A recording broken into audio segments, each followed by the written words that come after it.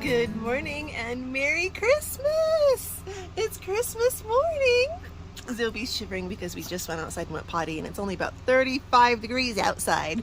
So I got him all wrapped up in my quilt to get nice and toasty warm while Mommy finishes packing up gear. Right, well here we go. Just locked it up.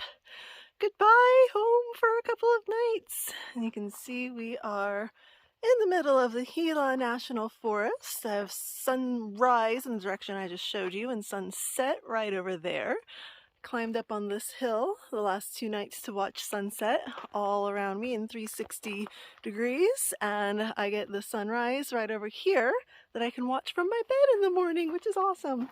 But for now, little man, you ready? Hey, hi baby, are you ready? Are you ready to go? For now, we're going to leave this home and create new ones along the trail with the tent. So I got everything packed up, and it's actually heavier than what I packed for my through hike. I kept thinking it was going to be lighter because I wasn't bringing all the various gear. And so I was like, oh, I'll bring this, oh, I'll bring this. And I'll get more into that as I, hike and talk over the next couple of days about what I brought and why. But yeah, I just lifted it up and I'm like, oh, this is heavier. Part of that is because of water. I'll talk about that real quick. The CDT, unlike the AT, does not have a lot of water sources, although on the AT, there were a lot of areas where we had to do water carries there, and we were in a drought this summer, so we had more water carries than normal as well. I'm in a section of the CDT, this section that I'm doing, I'm going from Red Rock Road north to Silver City, and there aren't a lot of good water sources, and I'm kind of out of season, so the most recent comments in Far Out are from November, and it's Christmas. So we'll see if there's any water. I think I'm only going to have one reliable source over the next 3 days. So I have packed 10 pounds of water, which is one of the reasons why that's heavier. I have 4.5 liters. It's cold, so I'm not going to be going through water like I do in the summertime. Gonna try to conserve it, and I've also packed food that I don't need to boil water. If I do come up to an area where I can gather water, then I'll go ahead and, use my food, which requires water. But anyway, so that's that. I'll talk more about that, but let's get going. Yay! It's a section hike. First time using the pack and all my gear since Katahdin. It's exciting. Little man is excited. Right, buddy? Hey, stop eating the dirt. He likes the dirt out here. All right, yeah, and then he makes him do that. All right, let's go. So, oh, come on, buddy. I'm talking now, so you can keep going. Sophie had to stop when he heard me start talking. So I'm on the road walk. We're only about a mile from the RV, heading towards the CDT. And as you can see, it's a nice, wide, flat dirt road that we're walking on here. A few hills on it, nothing major. And I'm freaking exhausted. Oh my gosh, yes it is indeed. 3+ months since I got off the AT. I have barely hiked. Definitely have not hiked with 30 pounds on my back and all the extra water I'm carrying. I remember when I did my shakedown hikes before getting on the AT. My very first one, I was only a couple miles in. And I was planning to do 12 miles that day. I ended up doing 8. And I was only a couple miles in and I was like, what am I thinking? What am I thinking? How do I possibly think I am going to hike 2,200 miles, even doing 20-mile days? I'm freaking exhausted. I'm kind of feeling that way right now. But this is pretty lucky. See? Yeah, I am breathing hard. I've only gone a freaking mile on a dirt road. Oh, buddy, Mommy is out of shape. Hey, we're not going back. No, this does not mean we're going back because we're stopping. No. Come on, baby. Oh, all right. We got to do this. We're going to do this. Whoo, let's go.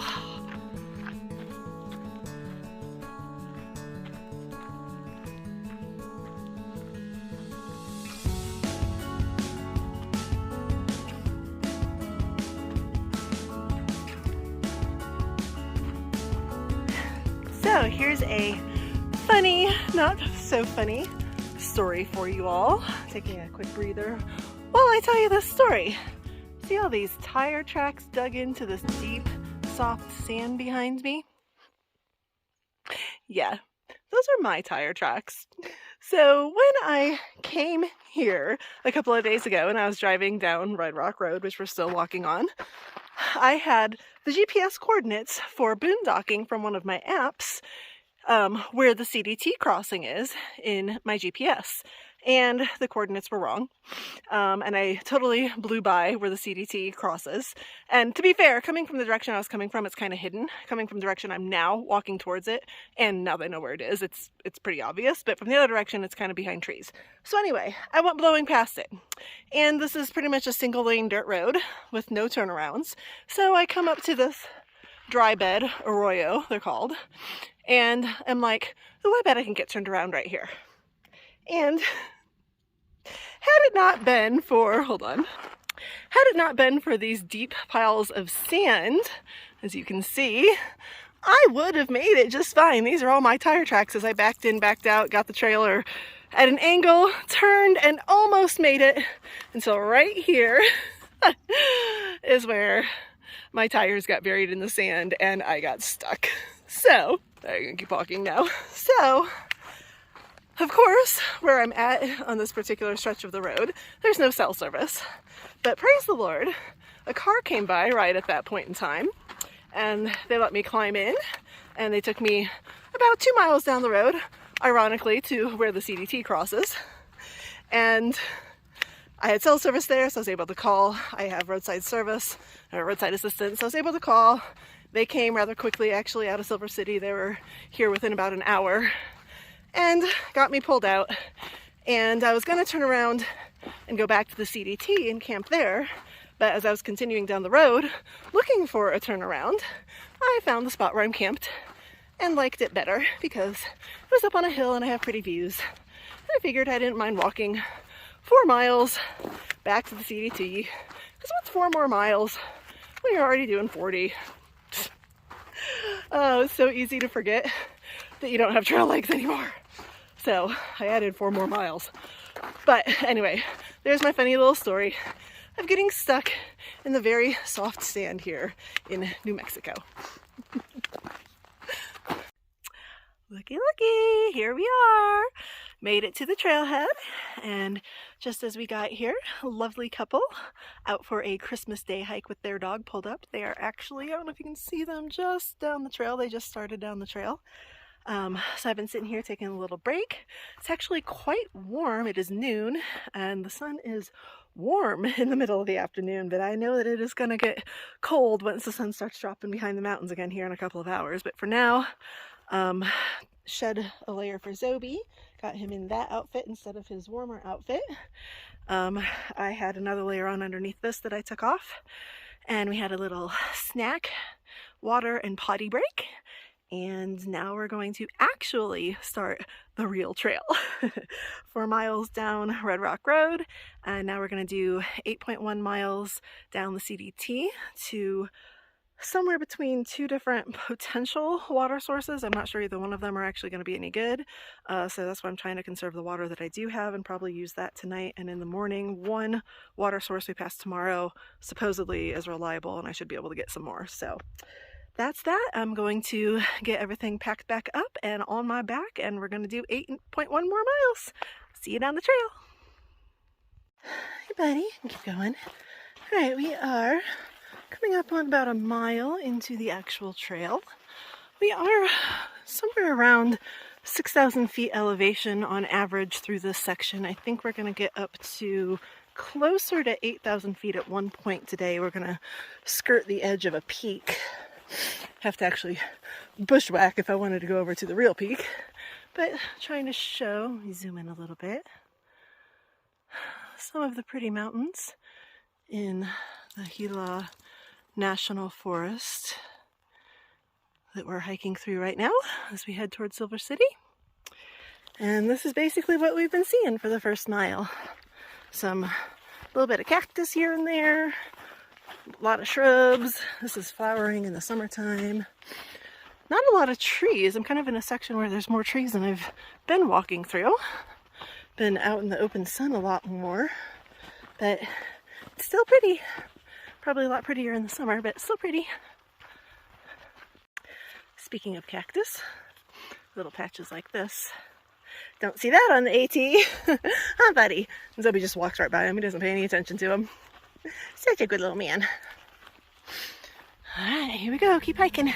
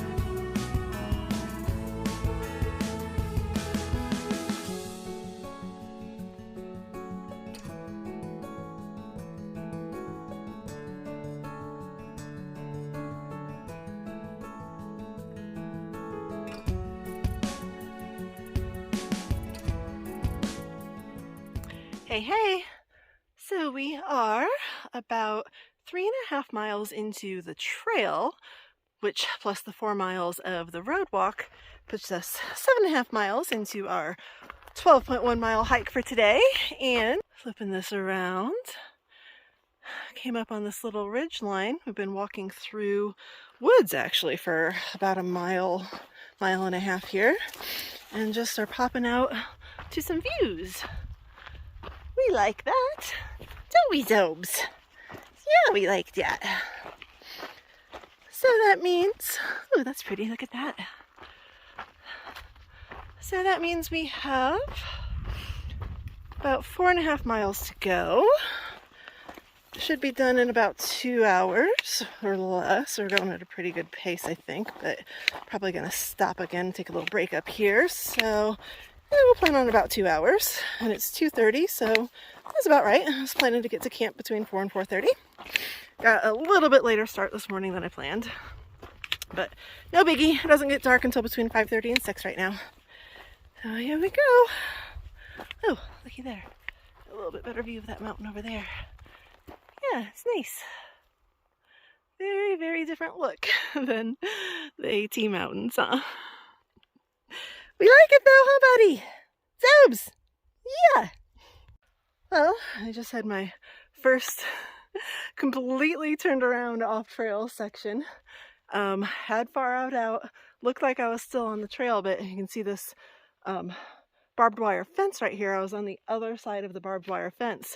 So I just went around this little retention pond, and I was like, I don't think I'm supposed to be on this side of the fence. So thankfully I didn't keep going, and I turned around and managed to get around this downed tree, which is blocking the trail. But thankfully, so I saw that. Woohoo! We're back on trail. This is definitely not the AT. There weren't any footsteps to follow. There was that down tree looks like it's been there for a while, but it is what it is. Oh well, it's fun. It's an adventure. And onward we go. I was just about to say I was all turned around again when, bam, there it is. Thank goodness. Whew, it's confusing. There's a lot of like arroyos. They get, during monsoon season, they're like riverbeds that get flooded. But in the dry season, they look like trails. And there were a lot of them crossing through this particular section, and it was kind of flat, so there were a lot of campfire rings. So trails kind of off the trail go into the campsites as well. And I'm like, where'd the trail go? I'm following far out. It looks like I'm on it, but I don't know anymore. And then lo and behold, there it was. And oh, look, there's another one. Woohoo! All right, we're all good. We have a little less than 4 miles to go because I keep getting turned around. Oh, see, now there was that little marker I just showed you. But here's what I'm talking about. All right, so I don't know how well you can really see this through the snow, but there's this dry bed that's an arroyo through here. I don't think that's the trail, but if you're not really paying attention, you could turn right or left and go down that thinking it's the trail, but I think this going up the hill right here is actually the trail. So we're gonna do that. And Zoe's like, why are we stopped in the snow, Mommy? Oh, I know, baby. I'm sorry I made you stop in the snow. We'll get you all dried off and warm when we get to camp. So anyway, because I keep getting a little bit turned around and that's soaking up some time. Is this the trail? Yes, this is the trail. And because I started about 20 minutes, almost 30 minutes later than I wanted to this morning. And because I talked to that couple at the trailhead for a while, I'm beginning to wonder if I am going to make it to my campsite before dark. Okay, now we're at a dirt road crossing, which is marked on far out, but I don't see the trail. See, here's the dirt road. It is marked as a crossing on far out, not that it becomes the trail. And I do not see the trail. All right, let me figure this out. Well, apparently I am not the only one to be confused at this juncture. Apparently, according to the comments in Far Out, you can either take this dirt road or you can take that washout just down there that I crossed over and climbed up to the dirt road. Whew, I'm going uphill. And both will meet up here. So I'm on the road. I'm going uphill. All right, bye-bye. And here we are, turning off of the road, which did meet up with that washout right back there. And there is my beautiful sign.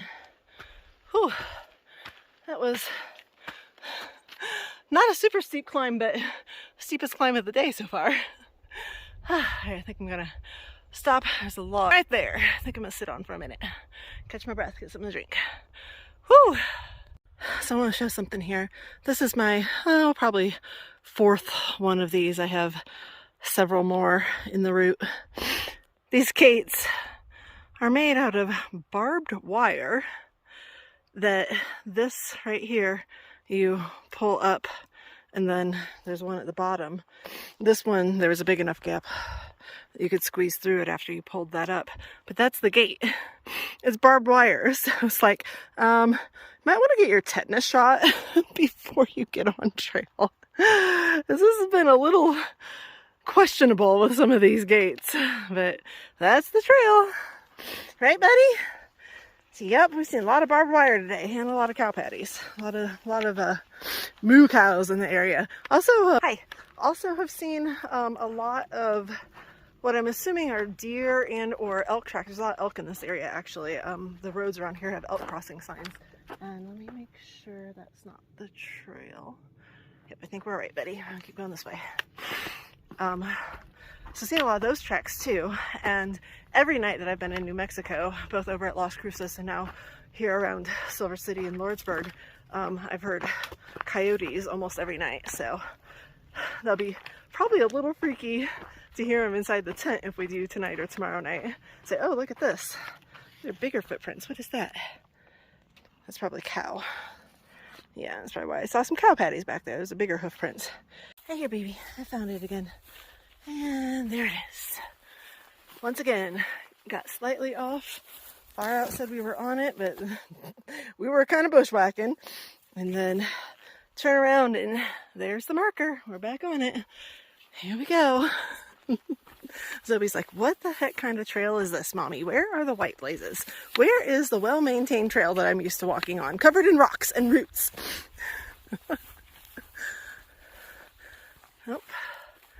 there's one that fell down. I hope that doesn't mean that we're on an old route. Oh, we'll look far out. I think we're right. Hello. Okay, so we are 6.3 miles into the trail, which puts us at 10.3 miles for the day. I was supposed to do a total of 12.1 miles, 8.1 on the trail. It is 4:30. I definitely dilly-dallied or got a little turned around or I don't know what, but I'm not at the campsite and I thought I'd be getting to the campsite by now. I still have just under 2 miles, which means it'll be closer to 5:30, which is actual sunset. I do have the afterglow, twilight for probably about 20-ish minutes, maybe 30 if you stretch it. It's fully dark by 6 for sure. So I could push it, try to get these last just under 2 miles in, set up at twilight, and I might still do that. But there is a campsite up here in about a half mile, which would have me stopping about 1.3 early, and I could add that on to tomorrow, which makes tomorrow's my longest day already. And the thing is, tomorrow ends with a 4-mile road walk, and that road is a very busy road. There's no camping until you get to like a dirt road crossing, and the first one is in 4 miles, which is where I'm planning on stopping tomorrow. So once I get to that busy road intersection, I have to keep going for 4 miles. So if I'm adding another 1.3, tomorrow's already a 13.3 day. That's going to be making it 14.6.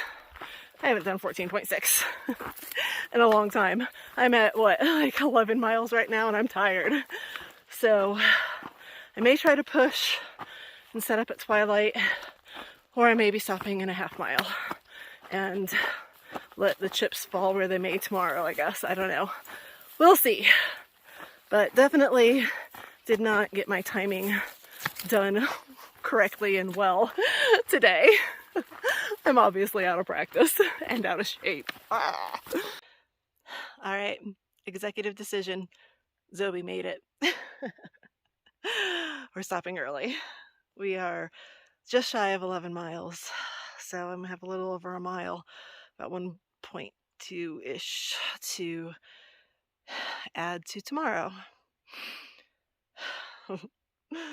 Oh well. I guess we'll see how the chips fall tomorrow. I am tired. This feels like, how when you haven't been to the gym in 3.5 months? I went to the gym today for the first time in 3.5 months. Put 30 pounds on my back and hiked 11 miles. So anyway, as you can see, the sun is pretty rapidly setting behind the mountains over there. It's about 4:45, so I am going to get set up at this little site right here. I'm gonna claim. Whew. And then I know from my experience in New Mexico that as soon as that sun dips, it gets cold out here in the high desert fast. I'm at about 6,300 feet elevation. And even though there's cactus right next to where I'm camping, it is not warm at night. So it's supposed to get down to the low 30s, right around freezing tonight. So I'm going to get this set up and get into my warm, dry clothes, get Zobe into his warm, dry clothes, and bundle up for the night. I'll see you in the tent. I bet y'all were wondering if I remembered how to set this bad boy up. It's been, wow, since September. We summited on the 8th. So it's been since September 6th, the day that we did A-Ball Bridge with Zobe. That morning was the last morning I've had this tent set up and slept in it. And today is December 25th. It's Christmas. All right, I'm going to get her all set up on the inside now. Zobe is snoozing. And temperature is dropping because the sun is behind the mountain back there. All right, let's get warm. Hi, I hope I have enough light left in here. I was responding to Merry Christmas messages and sending pictures to Stan. I have a service here, so he had to say Merry Christmas and he wanted some pictures from the day. So it's getting dark, so I want to make our good night video while we still can. Zobe's all wrapped up. I've got him bundled up in his warm gear and a blankie, and I'm going to shove him in his sleeping bag here after we eat some dinner. And yeah, temp is dropping. It's getting cold. I have to put some mittens on here soon too, but yeah, it's definitely starting to get cold. So yeah, I stopped, like I said, just short of 11 miles. So that means tomorrow I would have to go over 14 miles. And like I said, when I hit that road walk, as far as I know, from what I could tell, and I also looked at it on satellite on Google, I don't really think there's anywhere to camp along that road until you get to like other dirt road intersections with it. And there aren't that many. So we'll see. We'll see. I was just texting with Stan and he was like, yeah, it must be weird because your brain is telling you you can do 15 to 20 miles, like no problem. And your body is like, what? And yeah, it's this really, really weird dichotomy here of my body is telling my brain to shut the F up, basically.